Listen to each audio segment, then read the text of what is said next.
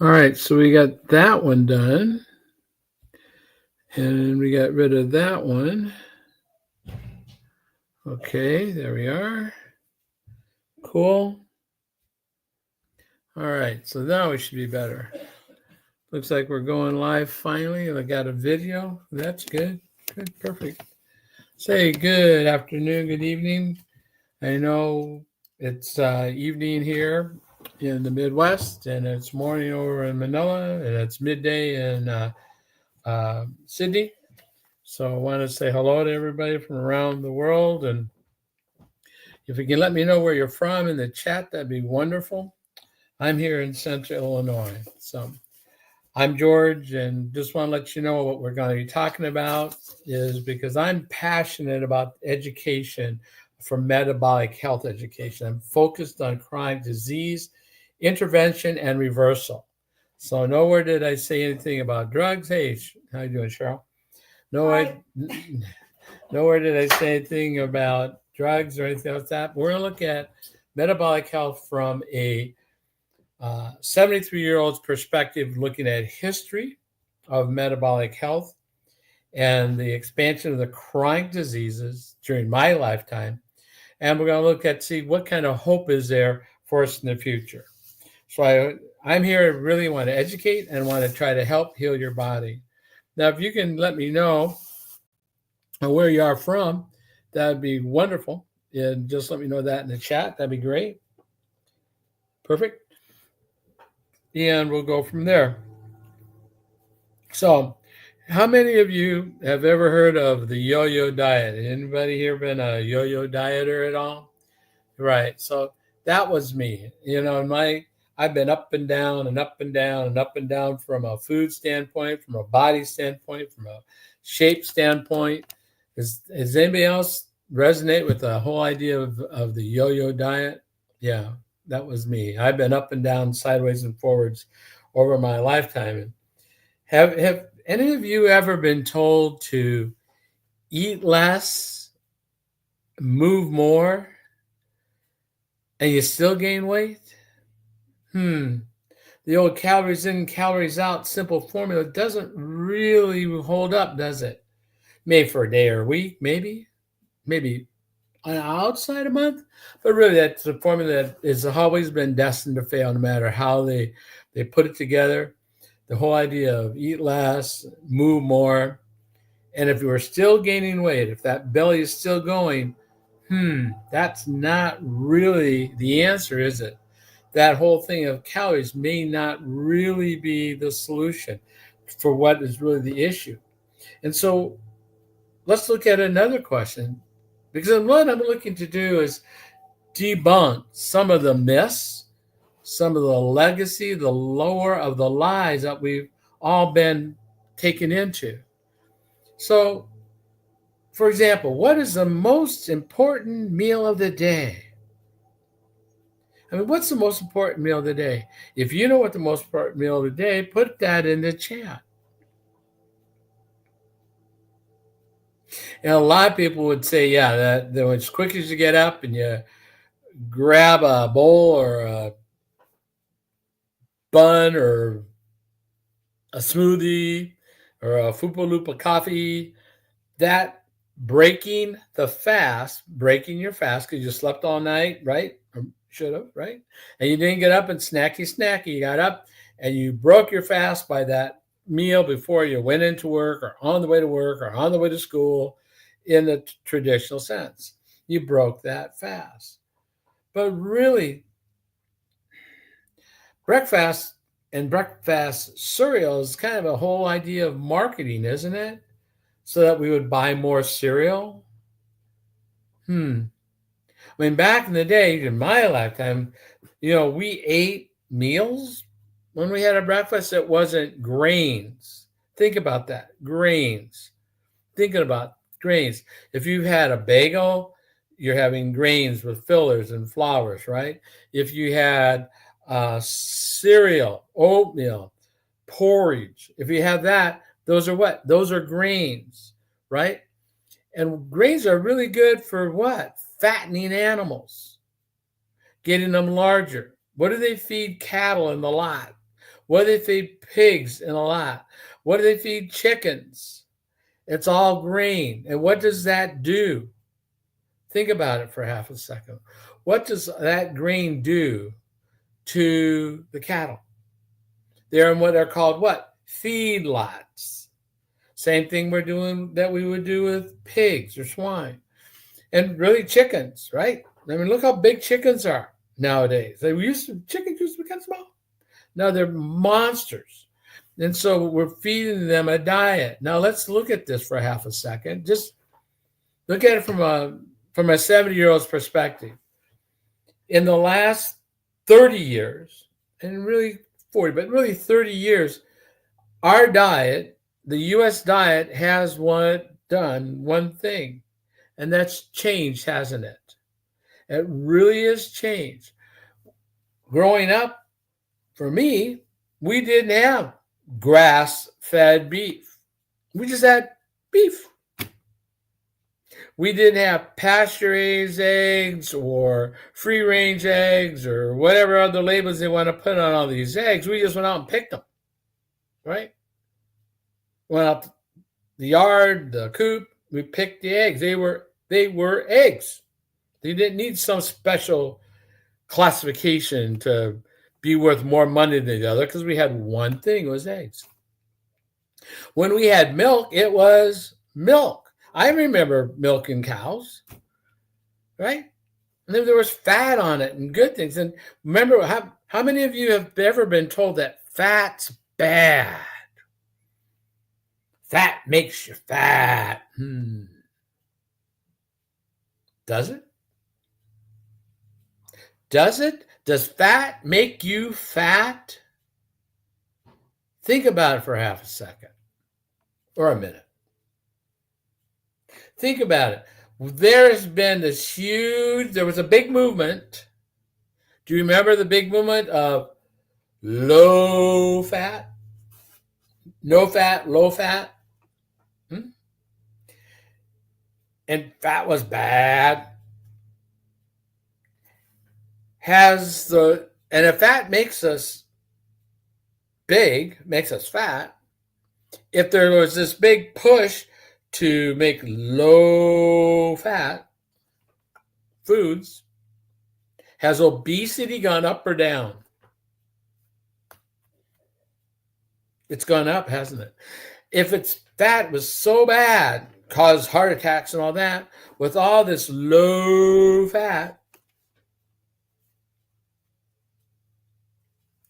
why is cardiovascular disease still the leading killer and growing? What about high blood pressure? If fat is we've taken the fat out of the diet, what's happened? Shouldn't blood pressure be better? Shouldn't those things be down? Shouldn't heart attacks be down? No, they're going up, aren't they? What about the size of our kids? What about the size of 10-year-olds, 9, 8, 7, 6? What about teenagers? Has the size of the youth in terms of pant size, just for a measure, gone up over the last 10, 20, 30 years? What about your pant size? Has it come down or has it expanded? I mean, are you finding that that what used to be called pajama bottoms are now your favorite pants? Because there's a string that we can tighten them up or loosen them out as we need to. We kind of grow into them. Isn't that something? So what's happened and what we're going to talk about is how did we get here? What's the history? And if we have a history of how we got into this mess, wouldn't it make sense that we could get out of this mess the same way? I am of the school of thought that food got us into this mess and food will get us out. And I am, without a doubt, a living example of the yo-yo diet. I have been up and down and over and out. I have been on so many different programs. If you've been in any kind of diet plan, just in a quick second, think how many you've been in. And write that in the chat if you would. I mean, how many diet plans have you participated in? Isn't that something? Isn't that something? Because I'm telling you, I can't even remember all the ones I've been in. I just cannot remember all the ones I've been in. I mean, I've had uh, the places where you go once a week and get weighed. I've been in ones where you write down everything you ate and you counted this kind of measurement or that kind of measurement, or you had to restrict the things you ate, or you eat this and not that, or you specialize in eating one kind of food rather than this kind of food because this was bad, this is okay. Or I've had food shipped to me. Here's you're a male, this is your age, this is your size, so this is what we're going to give you. Then they ship the meals to me every week or whatever with big old box. And you made them. I've been in where I've weighed my food. Has anybody weighed their food?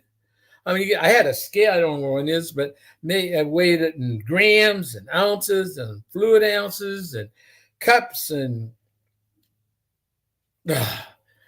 it's frustrating, isn't it? It's almost hopeless at times. And really, the focus was always to what, and still is weight loss for most people. It's weight loss. I mean, people now are jabbing themselves in their stomach, or maybe they go to a health facility and they get jabbed in the stomach or the gut for what? For weight. The vanity of the human condition, right? But the idea is that we're overweight. But how did we get there? How did you, if you're not you, how does your family? Well, let me ask this. If you went to a high school reunion or a family reunion, Easter was just past holiday. If you looked around the room, how many people have sluggish? How many have belly fat? How many are that you know of maybe type 2 diabetic, or have anybody in the family has Alzheimer's, or a myriad of different things. Maybe they have some skin tag, where their skin's dark around the arms and the neck, that kind of thing. Maybe they have skin tags even on their eyes. Maybe their hair's starting to fall out. So you start looking at some of those things, you just wonder, how did we get there? Is there something common with what's happened with all of us? And I'm here to say that those signs are all symptoms. Food got us into this mess. Food will get us out. So let's look a little bit at the history of food, shall we? So going back in the day, we got spring not more going out there, sorry. Back in the day, one of the first things they did to alter our foods was taking fiber out. Now, if you look at natural food, God wraps natural grown foods in what? In a fiber wrapper. Do you think there's a reason for that in the wisdom of all this? What should we eat first then? If that's the case, we should eat what? The fiber first. There's a reason for that, isn't it? And you're starting to hear things more about it, which is gut health, isn't it? And what does the gut control? A lot. It controls your attitude, your moods, mood swings. That comes from the gut. The gut is important. We need to treat it well. If it doesn't have the fiber, what happens? What happens if you don't have the fiber? All kinds of exit problems, isn't it? Just amongst a couple other things. So fiber was removed. And what happens when we remove the fiber? Now, I just want to think about this from a monetary standpoint. If you remove the fiber, it increases the shelf life of the food. Think about that. Removing the fiber increases the shelf life of the food. Isn't that interesting? And if you take the fiber out of food, You're going to replace it with what? Something else, some kind of filler. Some kind of filler, which is usually some kind of starch, whether it's a cornstarch, a rice starch, a soybean starch, different kinds of starches. And when you start thinking about starches, I just get to the punchline. Do you know that those starches increase the amount of sugar in your blood higher than sugar? So they have a higher impact, negative impact on your body system than sugar itself in terms of creating the need for more insulin. Think of that. Isn't that interesting? We take out the fiber, which is natural, which is what how God packages those things. We remove the fiber. Look at orange juice. Look at the juice the kids get at school. Look at the juice you buy. I'll bet the majority of you buy pulp free. So you're really buying what? Sugar water. Sweetened sugar water. And a little bit of orange inside. Maybe it has some vitamin put in it to enrich it from a chemical source. And then let's think about that for a second. What do the kids get? Because I was going to ask what the biggest fast food restaurant in America is. And it's not the Arches. It's a school lunch program. The school lunch program, which feeds about, 30% of the kids, and I'm all for it. I'm glad, because for some people, this is their only meal of the day. But the whole thing is, what are we giving them? What are they eating? They're getting maybe a bowl of loop-de-hoops with some non-fat milk, with some pretend juice. What have they received is all insulin spiking lunch. And what did you have if you had a breakfast this morning? Did you grab the quick bagel, some cream cheese and butter? Butter's good. Trust me, I'm all good for butter, because it's fat. But was the bagel made with fiber? Did you know that in Europe, the way of the sub, bread is taxed as sugar, not bread, because there's more sugar in it. And the whole idea is the fiber's gone. Now, that's just one element. That's just one component in this formula. So how do you feel about that? Have you noticed that our pets are getting bigger? Have you seen the size of some people's cats, maybe your own? Have you seen the size of some dogs they look like little hippos, right? Kind of sometimes look like their owners. But did you know, I was just doing some research the other day. I went to a store, and let me just pull this up. I took a picture of some labels of pet food, okay? And I know one of my friends who has a couple dogs, and their dogs have eaten nothing other than meat since they were born. I mean, it's just insane. I mean, I thought, wow, you guys are going to spend $1 million on them, but they are all very, very healthy dogs because they were just fed meat. That's all they've ever had. But listen to the 7 ingredients that I'm going to read from a label off of just as a dog food, if you will. First one was wheat flour. That's the first ingredient, wheat flour.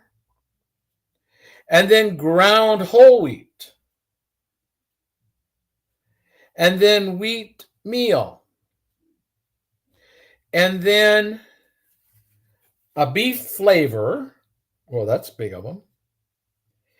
And soybean oil. soybean powder.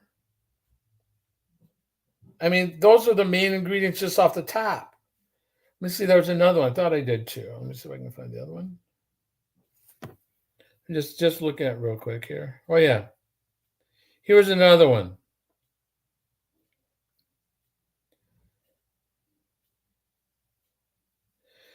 It had a poultry byproduct, followed by ground yellow corn, corn protein meal, ground wheat, soybean meal, finding some animal fat, natural flavors, whatever in the world those are.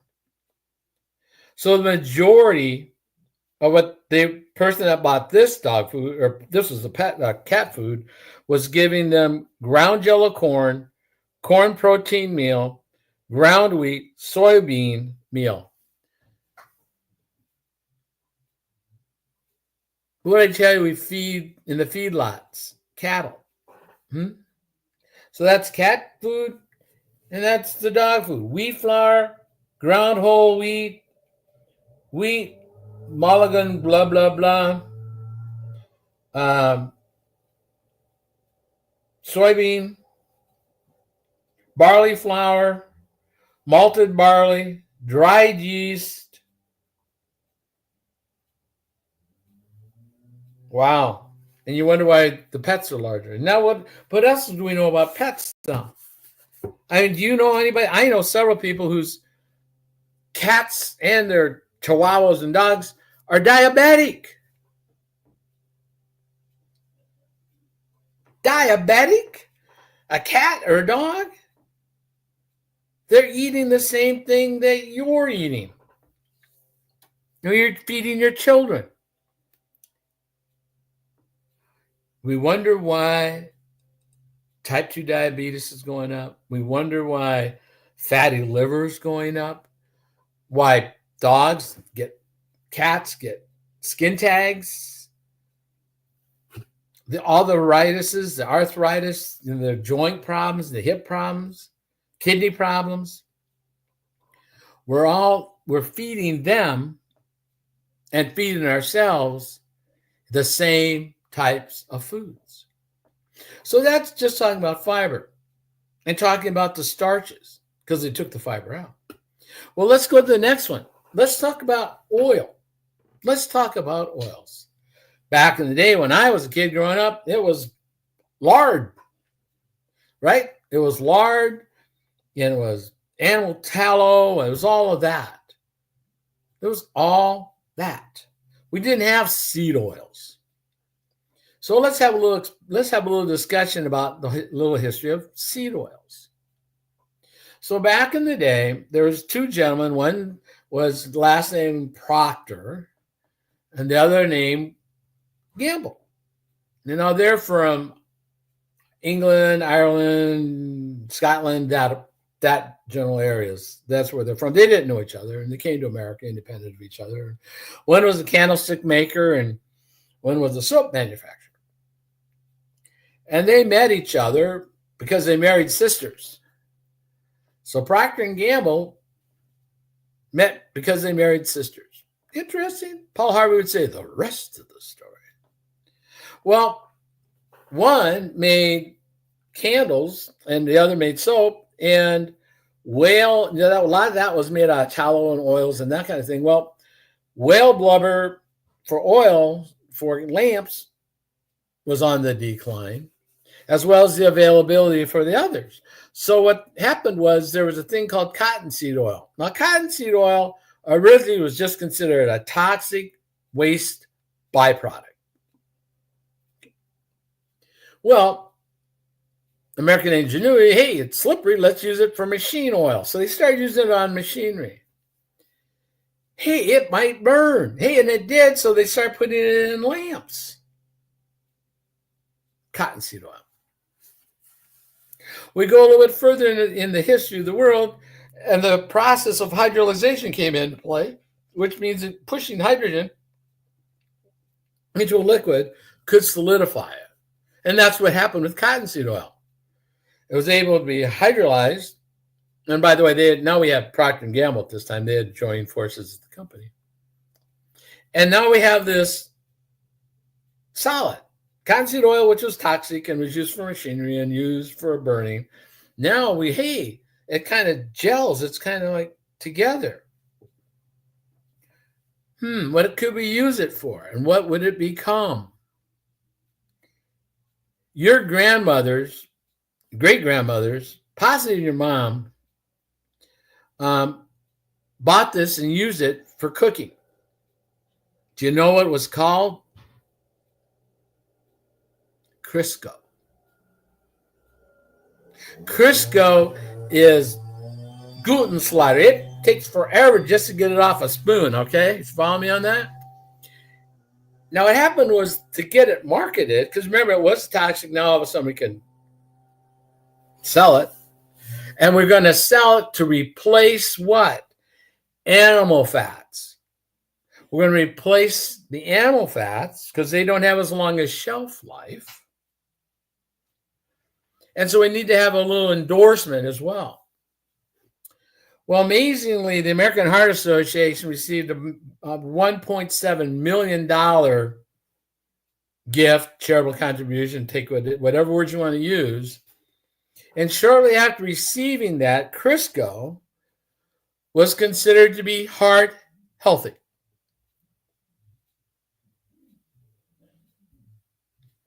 Now you know the rest of the story. So it's considered heart healthy. And they actually marketed it. One of the slogans was, it's digestible. It's digestible. But it has what? A shelf life. It has a shelf life longer than lard. Because before that, we would fry bacon and whatever, and we would always just save the grease, save the oil, skim off the solids. Now you have oil, and you would fry your cabbage and whatever else up, and then you just kind of kept using that oil. Now you got Crisco. So now we've got food without fiber, starches and that type of thing, and we've got this oil, if you will. What happened was then next what came was rapeseed oil. Now, rapeseed oil was really hard on the gut. So with some processing and chemicals and that, we now get canola oil. I'll bet most of you in your home have one or two types of oil other than avocado oil, coconut oil, olive oil. You probably have canola oil, corn oil, soybean oil, some kind of mixture of those kinds of oils, right? And they go rancid, and they're blended with other stuff. Why? Because it's cheap to fill. It's cheap to make. I mean, think about, again, just talking about money. And we start looking at that. So we've taken fiber out. We've added these fake oils in. And some people think, well, these are good. These oils are good for you because they're vegetable oils. Sure. So what's the next thing that came into play? About 1972, 1973. High fructose corn syrup. High fructose corn syrup. I mean, some of you never knew ever that there was ever a time before high fructose corn syrup, before there was ever a time before vegetable oils, before there was ever a time when food had fiber. So this is what I'm talking to you about it from a perspective, a lifetime perspective, which is just my 73-year perspective. But let's go back and just talk about sugar for half a second. With sugar, there was tests done in laboratory animals where they gave rats a street drug. And they became addicted to it, as the human counterparts would. But then what happened is they went and gave the rats this. They still have this petri dish or dish pan of the street drug, and now we have given them sugar water. What do you think they preferred? What do you think they took all the time and left the street drug alone? Exactly, the sugar. It's that addictive. Now, after World War II, there really was a huge spike in this habit, right? There's a huge spike in that habit. Now, not that the tobacco companies would ever do anything at all to make anything more addictive, would they? Did you know that up to 20% by weight in cigarettes, sugar? Did you know that? Yeah. Think about that for half a second. There was a show, I remember it was Madison Avenue Guys. To reference it down, there was a show for that. And about advertising, right? And that whole thing was their campaigns were all based around this associated with behaviors between people, right? And so the relationship, the mental picture you got, if I do this, I get that. What else is there more addictive? We got sugar. We got the idea, the picture of our mind of if I do this, we get that, all pleasures. So guess who ended up buying the food companies?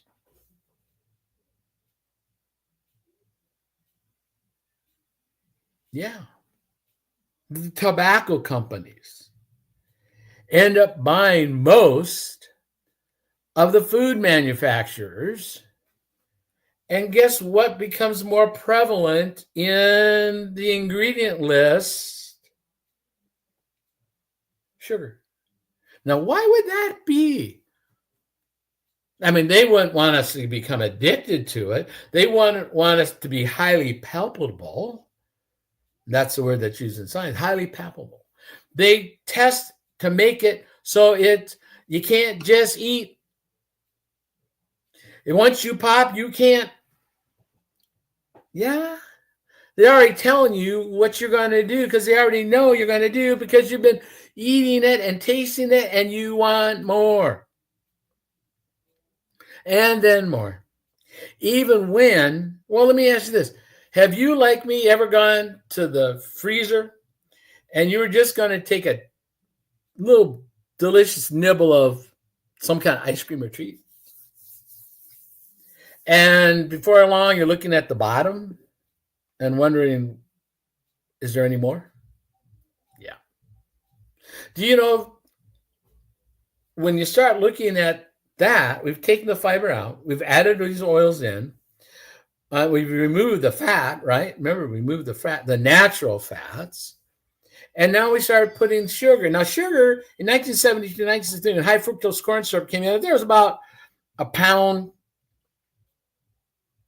a little bit over a pound, or about 6.6 kilos per person. That's how much there was available.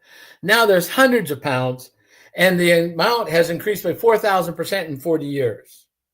The availability of high fructose corn syrup went from zero to increase over 4,000%. It's about 3,900 numbers, so I'm rounding up this, sorry.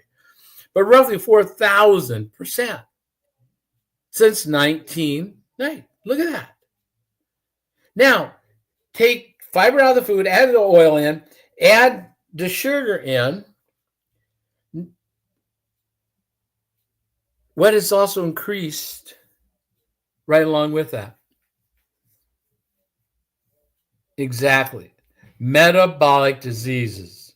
We're going to talk about those in one real quick second. And one last thing I want to throw out and ask a question on is, what about salt? Has anybody ever said, yeah, you need to cut down on salt? You need to cut down salt. Salt's not good for you. You need to cut down salt because it raises your blood pressure and heart attacks. Have you heard that? Sure, I'm sure you have. Well, let me ask you this. If you had a heart attack, please don't. But if you had one of those all of a sudden heart attacks and they put you into the wagon, what do they hook you up to? Write that in the chat.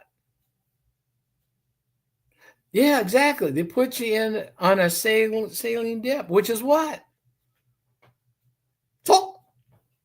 Now you need salt. You understand that your neurons, your muscles fire along a sodium potassium pump along the myelin sheath. You need that. You need sodium. You need potassium for your electrical system to work. You need salt. Think about that. And then if you get high blood pressure, if you may, or maybe people that have high blood pressure, eventually they start getting a what? A lot of times they get a water pill, which is what? Sure, you patented salt. It's not good for you, but we're going to prescribe it to you.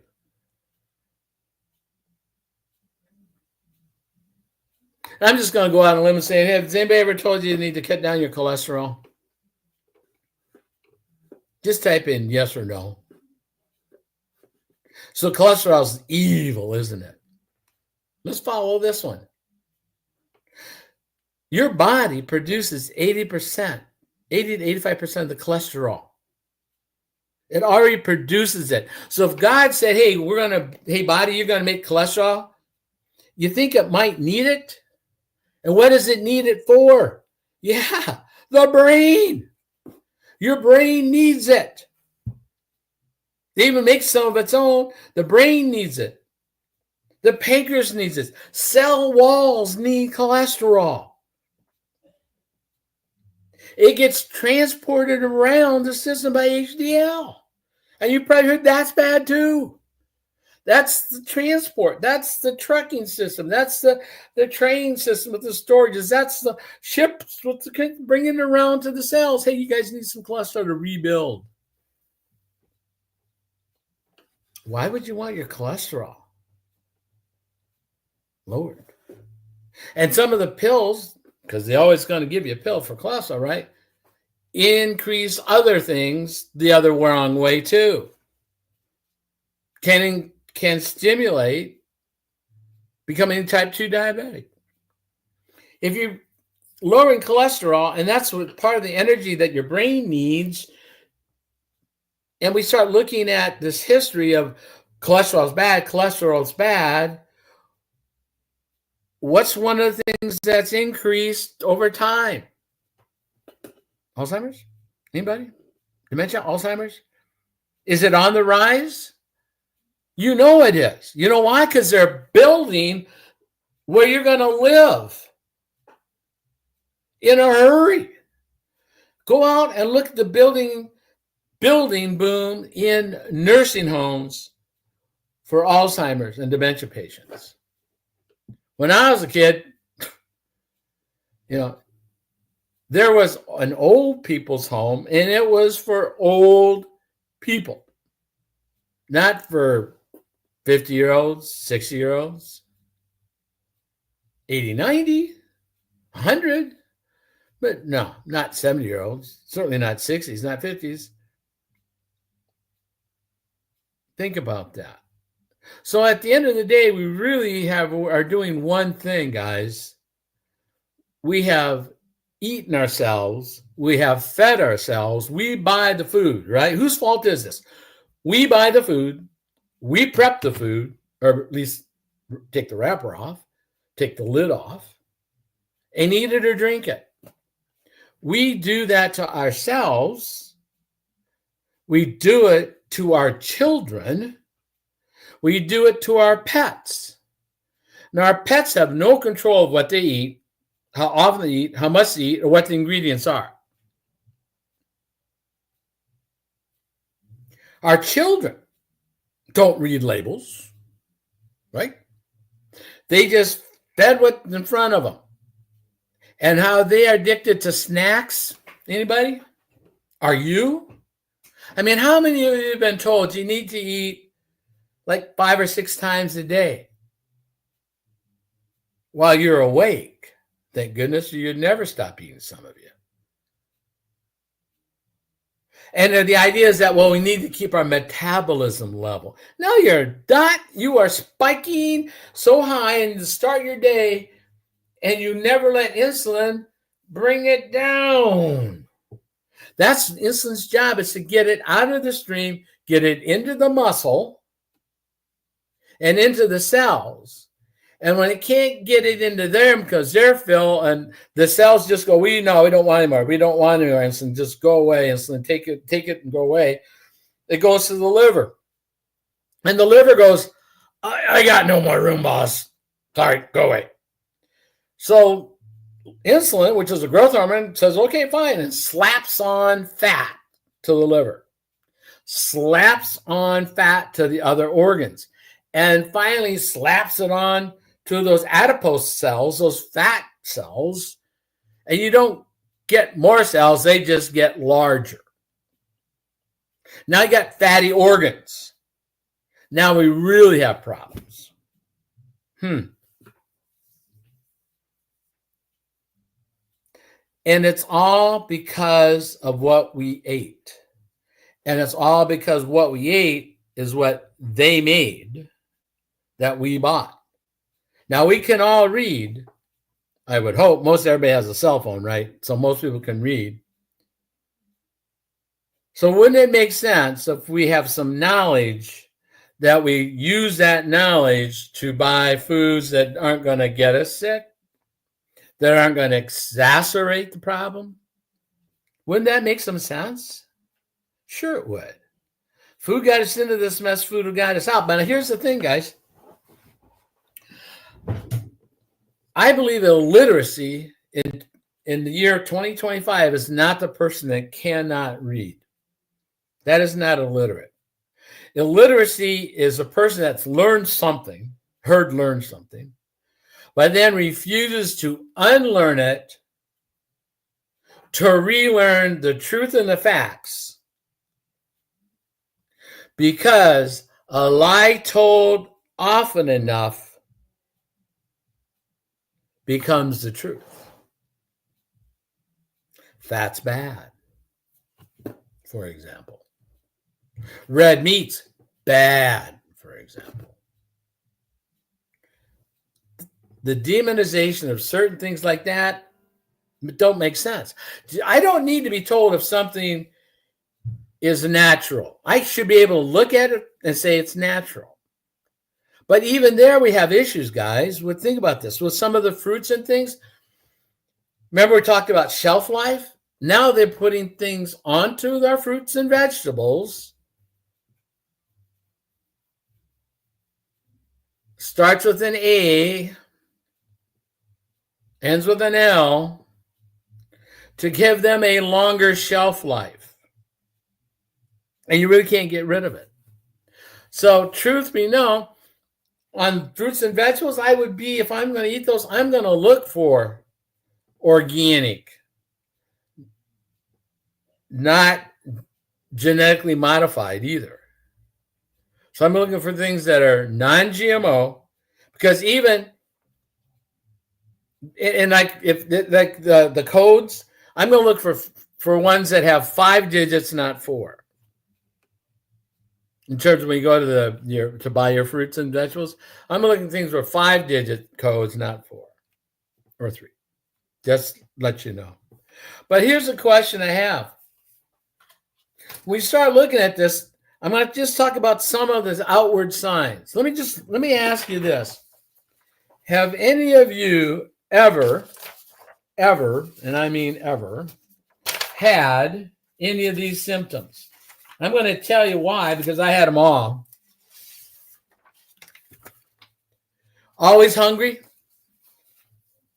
Or just subconsciously, unconsciously, just kind of always gnashing on something? You're always snacking? Fatigue? I sort of slept. Sleepiness? After lunch, mid-afternoon, boom, crash. So we'd go have another snack or grab one of those, quote, energy drinks that are, some of those powder, some of those are made with powder made from sewer sludge with minerals given to you. If you can't read the ingredients and know what they are, guys, stop it. Just stop it. Cravings. Always want something sweet or sugary. always. Skin tags, the little things that are on your neck, sometimes your eyes, your armpits. People will say, well, that's because of friction. Friction. I never saw a baby with a diaper that had skin tags. There's a lot of friction there. No skin tags. But they'll say, oh, that's because of friction. No, come on. It's your body, which is your largest organ, telling you that something's up. These are early warning signs. Acne. I had back acne so bad. I was a swimming coach for 17 years. And I was embarrassed to go to a swimming pool without at least a t-shirt on and sleeveless so I could swim. Because it was so bad. I went to a specialist and all they wanted to give me was a pill. Of course they want to give me a pill, right? And this goop to try to dry my back out. Didn't do a thing. Did not treat the problem. I'm going to tell you what the problem is here in a minute, guys, and what might be a solution. Belly fat. Belly fat. Yep. You know anybody that has belly fat? And I don't mean just the love handles. I mean the rock solid, hard, looks like a Volkswagen belly fat. And people say, well, that's beer belly. Or, that's because you're getting older. Poppycock. No. It's a sign. It's already, your body is screaming at you. What about thirst? You're always thirsty. Golly, bum, holy moly, that was me. Luckily, one of the bake shops chains had this. Every 4 hours, you could go get another drink if you're on their subscription plan. I knew where everyone was across the state of Illinois. I knew where every one of them was. So I constantly had that. But how many of you go to the quick shop and you get a 9-gallon mug or something like that with the companies are smart because they have it shaped at the bottom for a cup holder so it can go into the bottom of that, right? But you're always thirsty. And if you're thirsty all the time, you're going to start doing what? Peeing. And I was peeing every 2 hours. I even had a gross, but because I was doing a lot of audits, I was on the road all the time.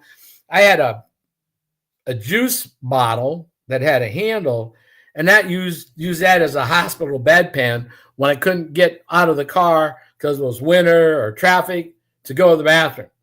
And then the next time I got a chance, so I emptied it out, so it was ready to be filled up again. ED, PCOS. Well, how about brain fog? Got up, forgot why you went into the other room. Can't remember where the keys are that you put in the same place every day. How about blood pressure's gone up? How about eye floaters? How about eczema? There's 8 types of eczema. How about gout? How about arthritis, tendonitis, bursitis, all the itises? Come up with the itis. Those are all inflammations. Okay? They're all inflammations. Guys, this is what I looked like. This is what I looked like.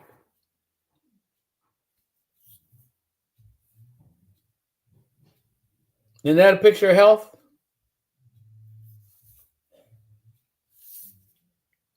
So I'm not talking out of school. I'm telling you what I lived through. This was me about a month ago. You think I'm doing better? In fact, this is a suit I put on about a month ago. This suit is older than any of you on here. My mother bought me this suit in 1970 at Osborne's in Sioux Falls, South Dakota. There's the pants. And yes, I'm surprised I even still have the suit too. And just for verification, this is me a week ago in size 30 pants.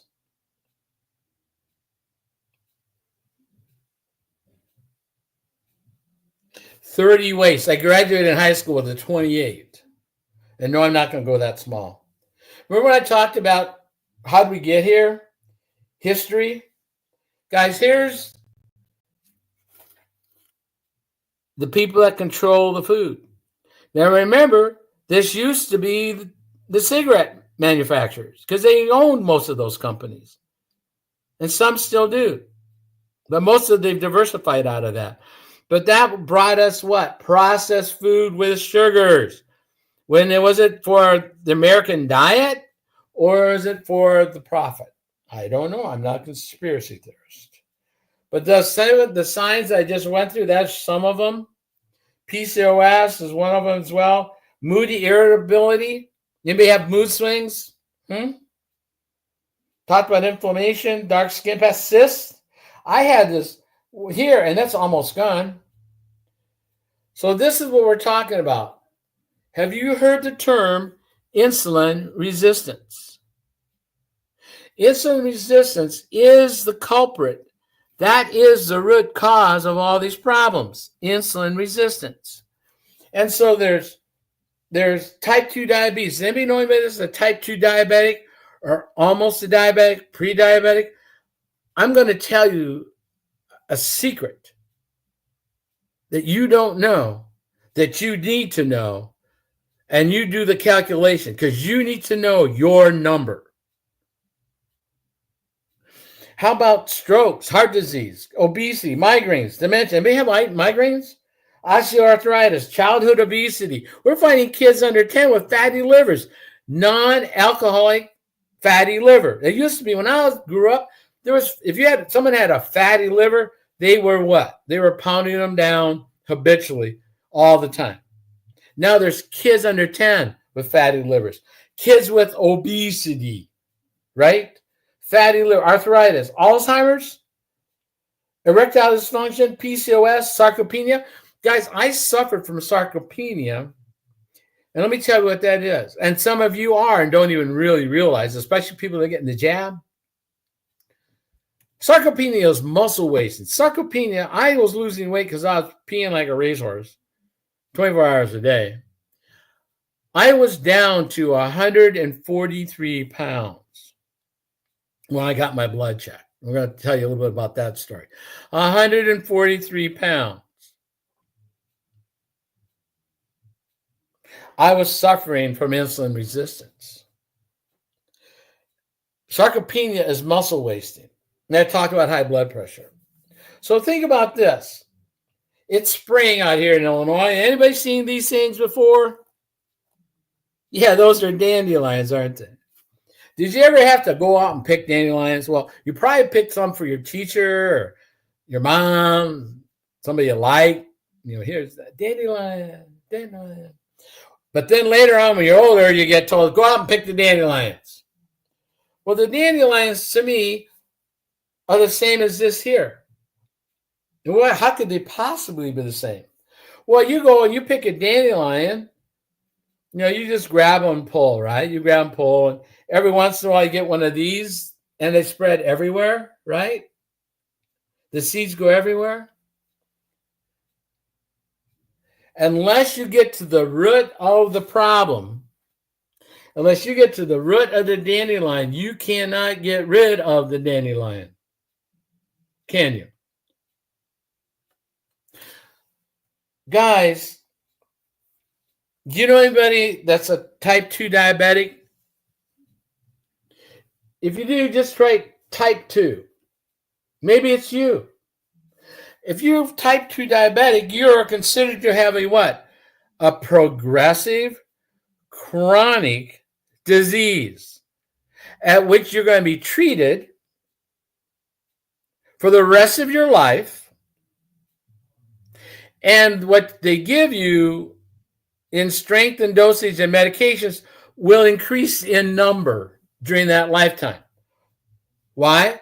Because all they're doing is treating the flower. They're not getting to the root.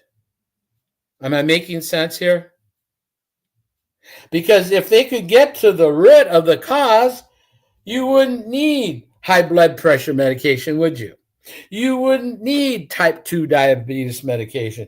You wouldn't need medications for dementia. You wouldn't be obese. You wouldn't have PCOS. You wouldn't have a fatty liver. If we can treat the core, the root of this, we could eliminate that, couldn't we? That making sense? Because what these are is Pharmaceutical company has never found a symptom that they couldn't find another pill for or another shot. There's always a symptom, or there's always a pharmaceutical looking for a symptom. Think about that for a second. How many medications are you on now? Are you on more than you were 10 years ago, 5 years ago? How many medications is your mom or dad on if they're older? If they're like me, 73 years old. I'm on none. Zero, zip, nada. I have no medications. None.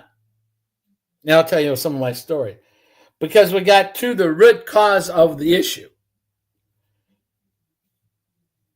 So we're going to talk about what we can do in a minute. Maybe you want to know? Well, let me tell you a little bit about my story. And my story is like some of these people. Here's Nurse Patty. She's down. Her pre-diabetes is gone. Her triglycerides went from 249 to 77. Triglyceride 1.5. She lost, well, I'm not going to read the numbers because she's telling you the numbers, but maybe you won't believe that. But those are her numbers. Maybe you won't believe this guy. Maybe you won't believe his pictures and his change naturally. Maybe you won't believe her change and her numbers. Maybe you won't believe his change. I mean, just the size, face. Maybe you won't believe her. We have hundreds and hundreds and hundreds and hundreds of people who have changed their life because of the protocol we're on. It's changed my life. It saved my life. Then this one, the first type 2 diabetes. Here, listen to this. He was on 25 pills a day, 8 of which were her high blood pressure. Because you get one pill, you need another to take care of what that one caused, which this one caused. He had 8 blood pressure. He's down to only 4 pills. He lost over 100 pounds in 6 months. Yeah, 6 months. And his A1C, which is blood glucose, went from 8 to 5, 8.8 to 5.7 in 90 days.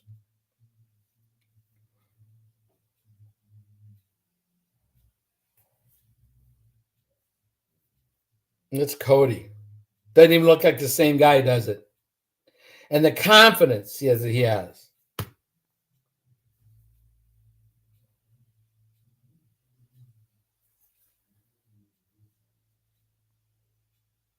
A year apart.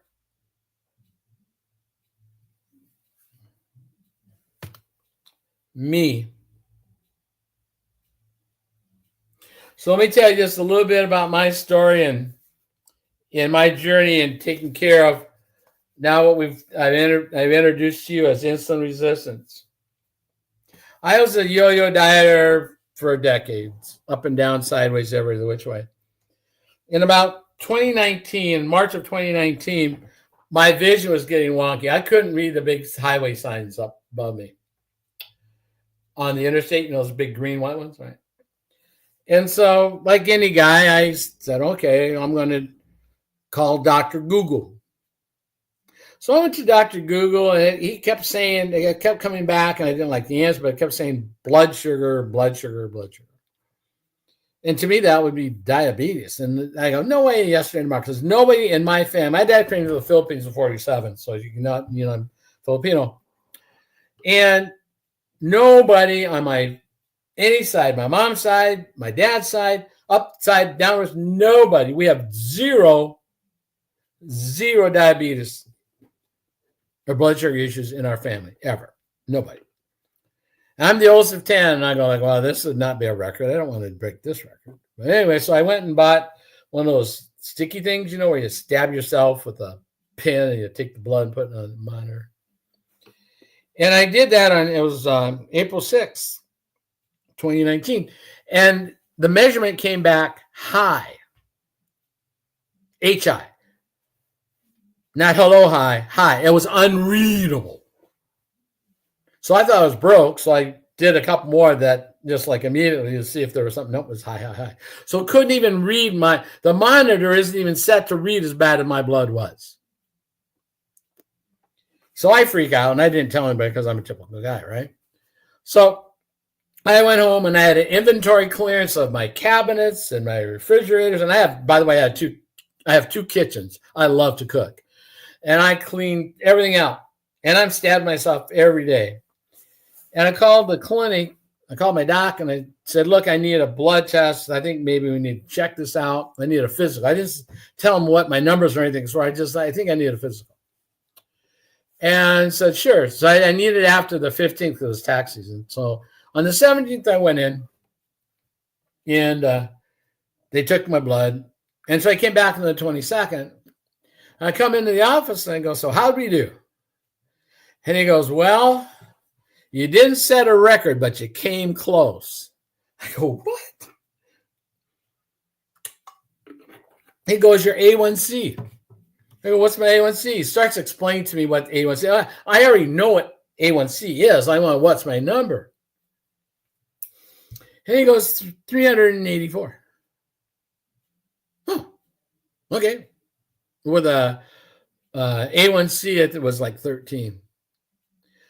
He goes, I said, so what? And he says, so I'm going to put you on 4 diabetic medications and a heart stat. And I go, no, you're not. No, you're not going to do that.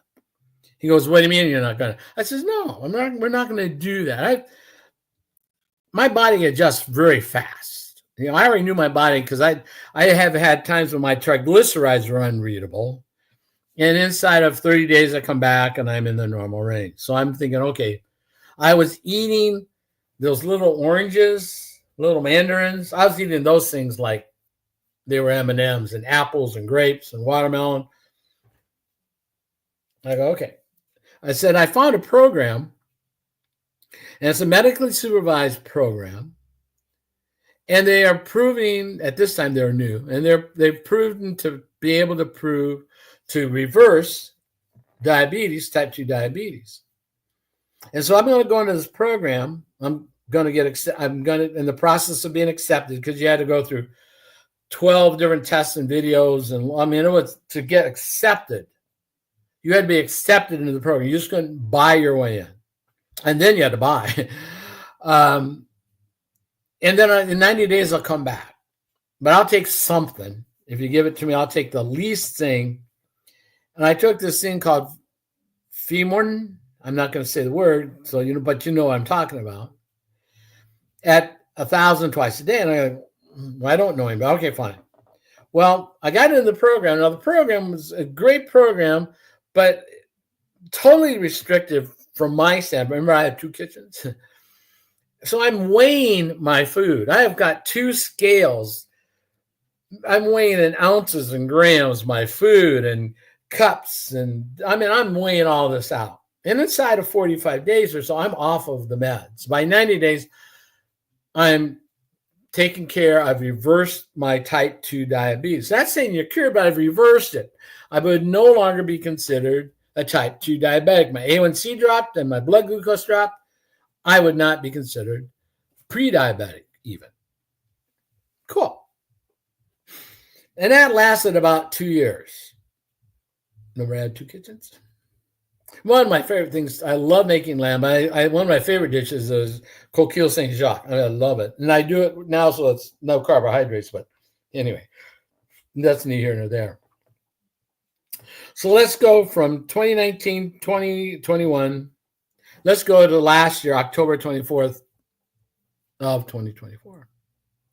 Now, remember I said I was peeing like a racehorse. I was down to 143 pounds. My blood pressure was fine. I was tired. Skin tags, back acne, little inflammation, kind of eyes a little bit wonky from time to time. And my eyes kind of wonky. So I went into the clinic, new clinic, by the way, went into this clinic, and they checked my blood, and all the other things, measurements, and I left. Oh, by the way, I was at a fasted state at 2 p.m. Well, unbeknownst to me, That afternoon, the laboratory that had my blood had also called the clinic, and the clinic and the laboratory were both frantically trying to get a hold of me while I was playing golf. I don't answer my phone when I'm golfing. So I got home, and so the next morning I called up and I go, "Hey, what's up?" And they go, "Are you okay? Do you have sweats? Are you dizzy? Are you nauseous? Can you see okay? Is your balance all right?" Oh, yeah, what's up? What's up? So you got to come in right away. You got to come in right away. Okay, fine. So I got in the car, drove to the clinic, and I got rushed. This is a real clinic. They rushed me in like I was in an ER. "Are you okay? Are you okay? Just minutes, sit down, you're right." And the doc and a couple other docs come in. "Are you okay? We were trying to get you all day yesterday." I go, "Yeah, I was fine. I was playing golf. I don't answer my phone." "What's up?"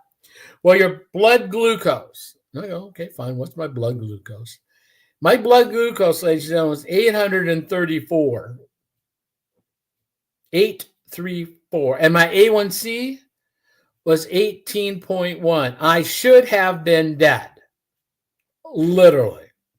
I should have been in a coma. At worst, at simplest, I should have been in a hospital. 834 and 18.1. Guys, that is beyond dangerous. Now, I only know of one guy who's beat my number, and that's not a number to be proud of.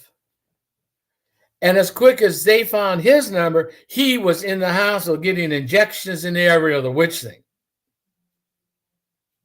Now, I'm still me. God spared me. And the thing is that I say, okay, great. I know my history. I think I can do this. And so I was looking around. I said, look, I'm not going to take anything this time. I'm going to be able to manage it because I ate myself into this. I'm going to eat myself out of it. And my blood pressure was okay. And I was looking around, Dr. Google and everything else, and I started seeing a bunch of TikToks. And I saw this one guy's TikTok, and he resonated with me because he was talking about all of my symptoms. He understood the cellular work, and I have a degree in exercise physiology and blah, blah, blah. I have all that understanding too. And so it resonated with me, and he had all but died twice in the hospital a few months prior to me in October. He was in April of this last year. And he was on this protocol. And I go like, okay, fine. I'm going to join on protocol too. And so I took from 834 to a fasting 90 in February. My A1C will be measured here coming up. Now, I was at 143 pounds and I'm up to 154 pounds. I'm gaining weight. All the people I showed lost weight. This is not a weight loss program, but you do the pounds melt off naturally. Naturally. In fact, let me find this. In fact, BYU, in a recent clinical trials and studies, shows our protocol, which is the simplest, easiest thing in the world, increased GLP-1 at 60%. It improved it by 60% naturally. No side effects. How do I know there's no side effects? Because it's listed in the PDR, the physician's desk reference, right there. Our protocol, which has 5 patents, is all natural, 100% natural, is listed in the PDR with no contraindications, with no negative side effects. None.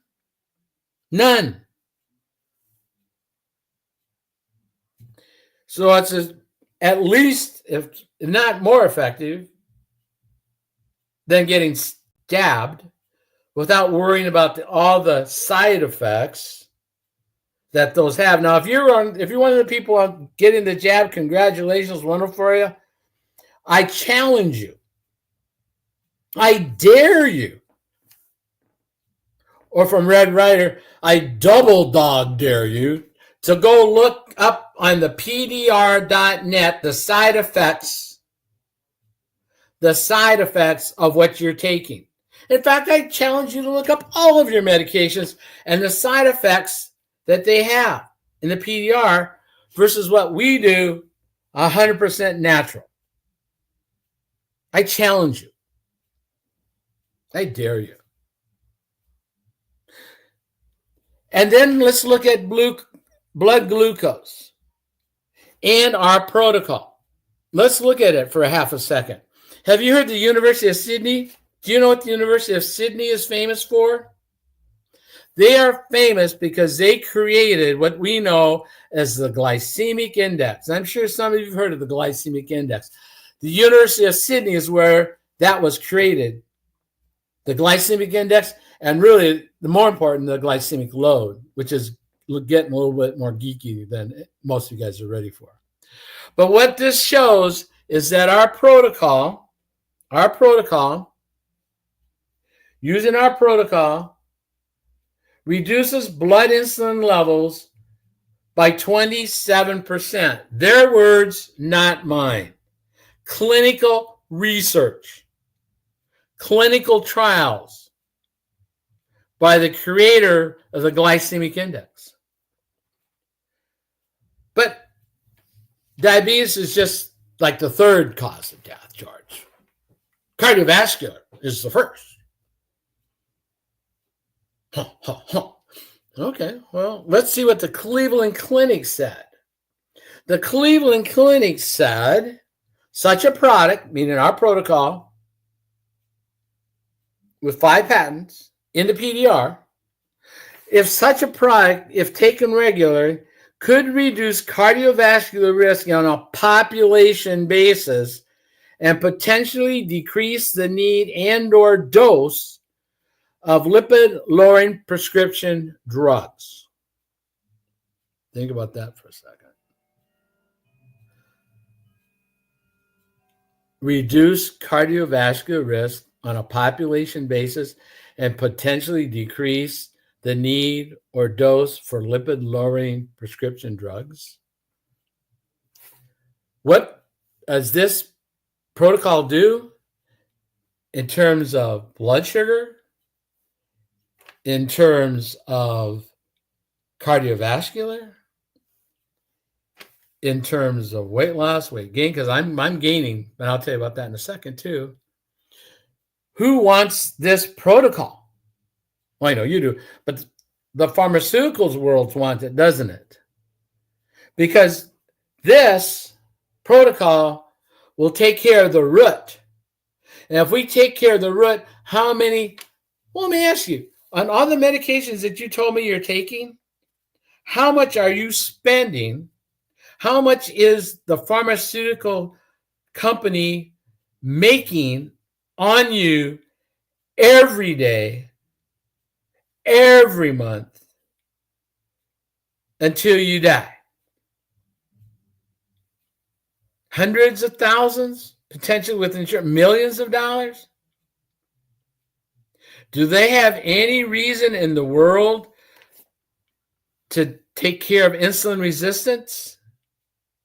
No, they don't. And did you know that these guys here,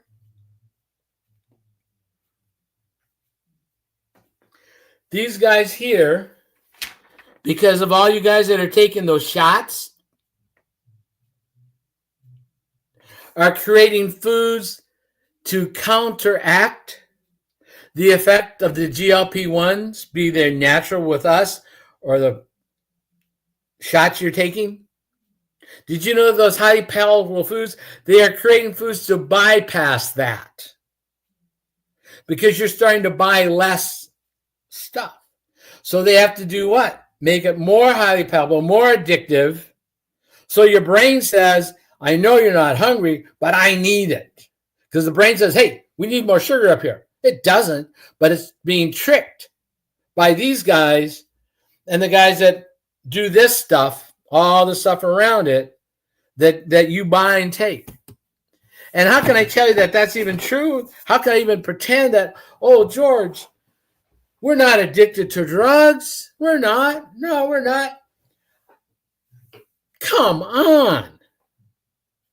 I don't watch hardly any TV, but when I do, in 15 minutes, I will see some medication, a couple little things it might do, and a whole list of things that can do in terms of kill you or create this C or that itis or cause this organ to not function or create fatty liver to do this and do that, to do this. And hey, they tell you, they list it. They're required to, and you pay no attention because they say, ask your doctor if it's right for you. Ask your doctor if it's right. Ask your doctor if it's right for you. And you do what? You ask your doctor if it's right for you. And he says what? Sure. Now, why would he say sure? I don't know that there's any compensation for him prescribing something that you're going to be on forever. That's not ever fixing. What other than an STD penicillin type of drug? What of these have they ever cured? Giving you a pill? What chronic disease have they ever taken care of and eliminated and cured you or reversed you enough to get you off of it? I rest my case. So our protocol, guys, is very, very simple. It's patented. I've showed you that's in the PDR, the physician desk reference, with no negative side effects. I showed you proof from the clinical trials. I've shown you physical proof. I've shown you my truth. I've explained the history of how we got into this. Food brought us into this. Food will get us out. We can do this together. We can stop suffering. We can stop letting our family suffer, our friends suffer. Let me ask you, if you were a genius, if you created something, if you were able to come up with a formula, a natural formula that would eliminate all the symptoms that I listed off and more, that would help reverse dementia and Alzheimer's, that would fix high blood pressure, that would fix type 2 diabetes, that would fix PCOS, ED, you name it, fatty liver. If you had that formula and you patented it so nobody could copy it, and you spent the money on the research and had this product available, would you keep it a secret? Or would you want to tell everybody? And let me ask you this. If you had a time machine,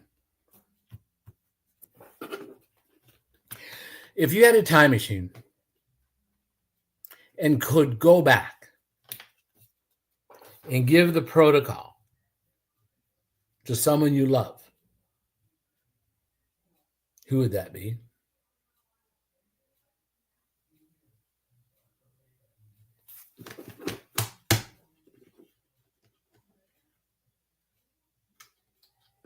My dad, my son, my best friends. Guys, this simple protocol is changing lives on a daily basis and saving lives. That's what my passion is. My passion is to help educate people on metabolic health, focused on chronic diseases that can have an intervention and be reversed naturally. Backed by science, clinical trials, listed in the PDR, this qualifies for HSAs and FSAs. It's qualified for in Canada. It's in 50, 60 countries around the world. This is a disruptor. This is going to change the landscape. If you would like to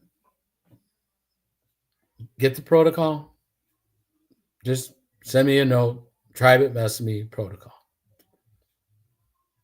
And if you're sick and tired of being sick and tired and looking at people around you suffering and want to help them, and join our group on this mission, on this crusade for nutraceuticals versus the pharmaceuticals, to help our children live healthy lives, to stop the suffering from type 2 diabetes and everything else like that. Put hope in the chat, and I'll make sure I have a discussion with you privately. I'm not going to reach out other than that. Oh, I told you I'd give you one other thing. Have you been to the doctor and you had your lab work done, but you didn't feel good, but it's not, they get the lab work done, you're all good, your glucose is fine and this and that, yeah, you're fine. But you don't feel fine? Did you know that insulin resistance, the root cause of all those issues we've talked about, takes 15 to 20 years to show up as diabetes type 2? But the early warning signals, I've told you about all the ones just on the skin. But if you want the math ratio, write this down. I'll wait and give you a second to write it down or get your notepad out or put it on your phone. If you want to know your risk for insulin resistance, take your triglyceride number and divide it by your HDL.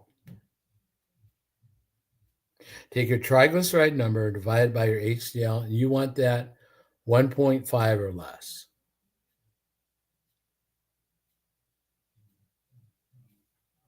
If you're at 2, you're right there. You're right there on the cusp of diabetes. They never told you that, did they? No one ever gave you that formula, did they? You're welcome. I want to thank you for being here tonight, participating with me. I wish you well. If I can help, please reach out. Have a great night. Bye now. Now, let's see if we can get this.